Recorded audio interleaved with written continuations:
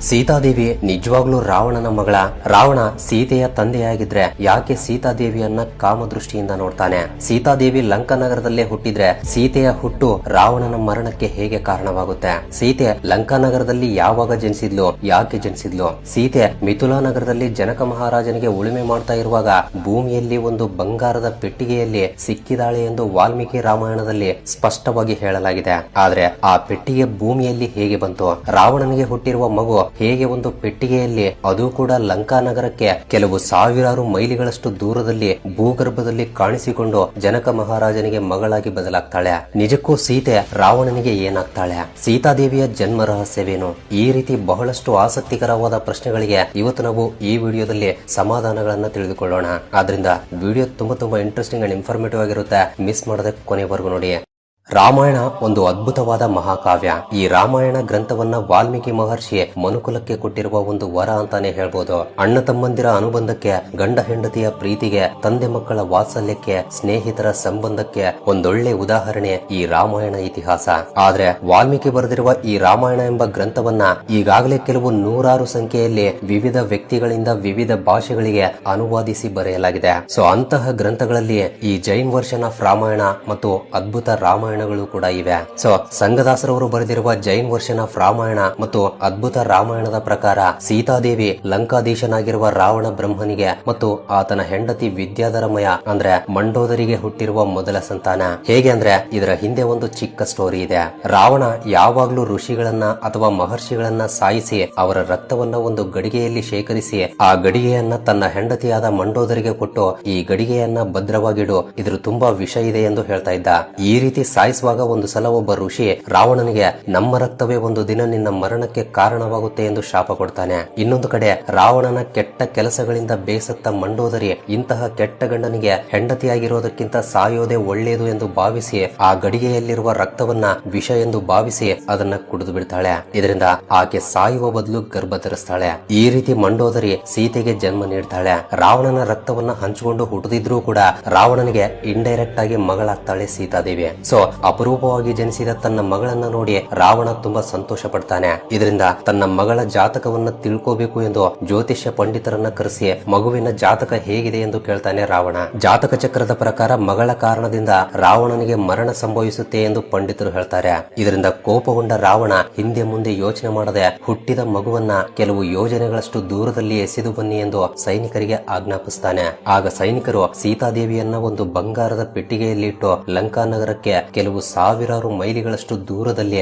ದಕ್ಷಿಣ ನೇಪಾಳದ ರಾಜ್ಯದಲ್ಲಿ ಭೂಮಿಯ ಒಳಗಡೆ ಹೂತು ಹಾಕಿ ಬರ್ತಾರೆ. ಇದರಿಂದ ತನ್ನ ಮೃತ್ಯುವನ್ನ ಅಂತ್ಯ ಮಾಡಿದ್ದೇನೆ ಎಂದು ರಾವಣ ಸಂತೋಷದಿಂದ ನಿಶ್ಚಿಂತೆಯಾಗಿರ್ತಾನೆ. ಅದೇ ಸಮಯದಲ್ಲಿ ನೇಪಾಳ ದೇಶದ ಮಿಥುಲಾ ನಗರವನ್ನ ಆಳ್ತಾ ಇರುವ ಜನಕ ಮಹಾರಾಜನಿಗೆ ಮಕ್ಕಳೇ ಹುಟ್ಟಿರಲ್ಲ.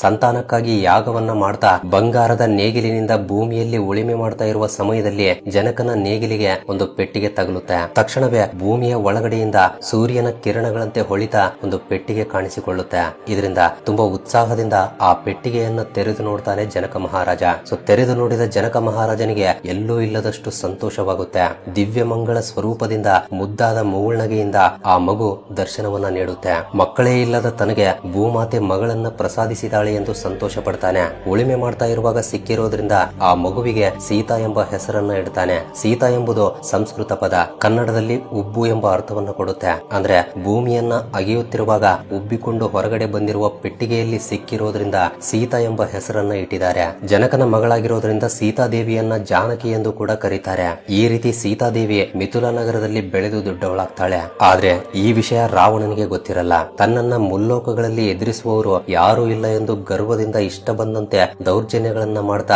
ಲೋಕ ಕಂಟಕನಾಗಿ ಲೋಕಗಳನ್ನ ನಾಶ ಮಾಡ್ತಾ ಇರ್ತಾನೆ. ಇನ್ನೊಂದು ಕಡೆ ಸೀತೆಗೆ ಯುಕ್ತ ವಯಸ್ಸು ಬಂದ ತಕ್ಷಣ ಮಗಳಿಗೆ ಮದುವೆ ಮಾಡಬೇಕು ಎಂದು ಸ್ವಯಂವರವನ್ನ ಏರ್ಪಡಿಸ್ತಾನೆ ಜನಕ ಮಹಾರಾಜ. ಪೀನಾಕ ಎಂಬ ಧನಸ್ಸನ್ನ ಎತ್ತಿ ಮುರಿದವರಿಗೆ ನನ್ನ ಮಗಳನ್ನ ಕೊಟ್ಟು ಮದುವೆ ಮಾಡ್ತೀನಿ ಎಂದು ನಿಯಮವನ್ನು ಕೂಡ ಇಡ್ತಾನೆ. ಇದರಿಂದ ಜಾನಕಿಯ ಸ್ವಯಂವರಕ್ಕೆ ದೇಶ ವಿದೇಶಗಳಿಂದ ರಾಜರಷ್ಟೇ ಅಲ್ಲದೆ ಅವರ ಜೊತೆಗೆ ರಾಮ ರಾವಣರು ಕೂಡ ಸೀತಾ ಸ್ವಯಂವರಕ್ಕೆ ಬರ್ತಾರೆ. ಮಹಾಬಲಶಾಲಿಯಾದ ರಾವಣ ಆ ಧನಸ್ಸನ್ನ ಎತ್ತೋಕಾಗದೆ ಅವಮಾನದ ಪಾಲಾಗ್ತಾನೆ. ಆದ್ರೆ ಯುಕ್ತ ವಯಸ್ಸಿನಲ್ಲಿರುವ ರಾಮ ಆ ಪೀನಾಕವನ್ನ ಸುಲಭವಾಗಿ ಎತ್ತಿ ಹಿಡಿತಾನೆ. ನಂತರ ಆ ಧನಸ್ಸನ್ನು ಮುರಿದು ಸೀತಾದೇವಿಯನ್ನ ಮದುವೆ ಮಾಡಿಕೊಳ್ತಾನೆ. ಇದರಿಂದ ತಾನು ಕೋರಿಕೊಂಡ ಹುಡುಕಿಕೊಂಡಿರುವ ಸೀತೆ ಸಿಗಲಿಲ್ಲ ಎಂದು ದ್ವೇಷವನ್ನ ಬೆಳೆಸಿಕೊಳ್ತಾನೆ ರಾವಣ. ಹೇಗಾದ್ರೂ ಮಾಡಿ ಆ ಅಪರೂಪ ಸೌಂದರ್ಯವತಿ ಸೀತಾದೇವಿಯನ್ನ ತನ್ನ ಸ್ವಂತ ಮಾಡ್ಕೋಬೇಕು ಎಂದು ತೀರ್ಮಾನಿಸಿಕೊಳ್ತಾನೆ. ಇದರಿಂದ ಸ್ವಂತ ಮಗಳ ಮೇಲೆ ಕಣ್ಣು ಹಾಕಿ ತನ್ನ ಸಾವನ್ನ ತಾನೇ ನಿಶ್ಚಯಿಸಿಕೊಳ್ತಿದ್ದಾನೆ ಎಂದು ರಾವಣನಿಗೆ ಆಗ ಗೊತ್ತಾಗಲ್ಲ.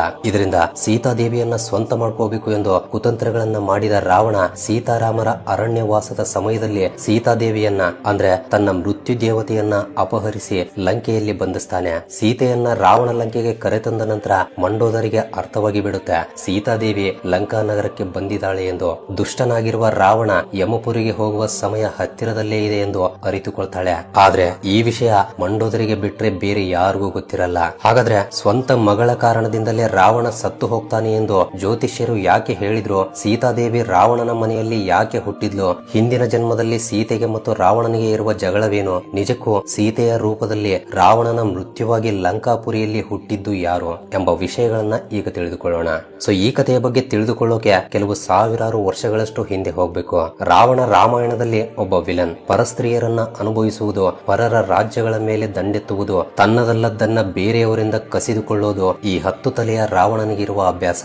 ಬೇರೆಯವರು ದುಃಖ ಪಡ್ತಾ ಇದ್ರೆ ಸಂತೋಷ ಪಡ್ತಾ ಇದ್ದ ಈ ರಾವಣ ಯಾವಾಗ್ಲೂ ಒಂದೇ ಜಾಗದಲ್ಲಿ ಇರುವವನಲ್ಲ. ತನ್ನ ರಾಜ್ಯದ ಆಳ್ವಿಕೆಯ ಬಗ್ಗೆ ಮತ್ತು ಪ್ರಜೆಗಳ ಸುಖ ಶಾಂತಿಗಳ ಬಗ್ಗೆ ಯೋಚನೆ ಮಾಡದೆ ಅಮಾಯಕರನ್ನ, ಸಾಧುಗಳನ್ನ, ಸಾತ್ವಿಯರನ್ನ, ಪತಿವ್ರತೆಯರನ್ನ ಹಿಂಸಿಸುವುದು, ಕಿರುಕುಳ ಕೊಡುವಂತಹ ಕೆಲಸಗಳನ್ನ ಮಾಡ್ತಾ ಇದ್ದ. ನಿರಂತರವಾಗಿ ಪುಷ್ಪಕ ವಿಮಾನದಲ್ಲಿ ಮುಲ್ಲೋಕಗಳಲ್ಲಿ ತಿರುಗಾಡ್ತಾ ಕಣ್ಣಿಗೆ ಕಂಡ ಮಹಿಳೆಯನ್ನ ಅತ್ಯಾಚಾರ ಮಾಡ್ತಾ ಇದ್ದ. ಈ ರೀತಿ ಒಂದು ದಿನ ವೇದವತಿ ಎಂಬ ಮಹಿಳೆ ಸರಿಯೂ ನದಿ ತೀರದಲ್ಲಿ ಆಶ್ರಮವನ್ನ ಕಟ್ಟಿಕೊಂಡು ವಿಷ್ಣುಮೂರ್ತಿಯ ಸಲುವಾಗಿ ತಪಸ್ಸನ್ನ ಮಾಡ್ತಾ ಇರ್ತಾಳೆ. ಸೊ ಪುಷ್ಪಕ ವಿಮಾನದಲ್ಲಿ ಲೋಕಗಳನ್ನ ಸುತ್ತಿ ಬರ್ತಾ ಇರುವ ರಾವಣನಿಗೆ ತಪಸ್ಸನ್ನ ಮಾಡ್ತಾ ಇರುವ ಈ ವೇದವತಿ ಕಾಣಿಸಿಕೊಳ್ತಾಳೆ. ಅತಿಲೋಕ ಸುಂದರಿಯಾಗಿರುವ ವೇದವತಿಯನ್ನ ನೋಡಿ ಮೋಹಕ್ಕೆ ಒಳಗಾಗ್ತಾನೆ ರಾವಣ.